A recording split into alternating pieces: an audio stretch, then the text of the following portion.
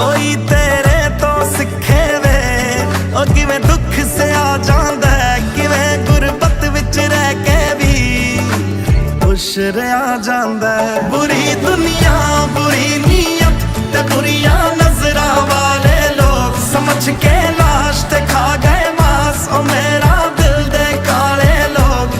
ओ मेरे कोल सब है, मेरे कोल सुकून नहीं, तेरे कोल होते हैं अल्लाह दे बंदिया।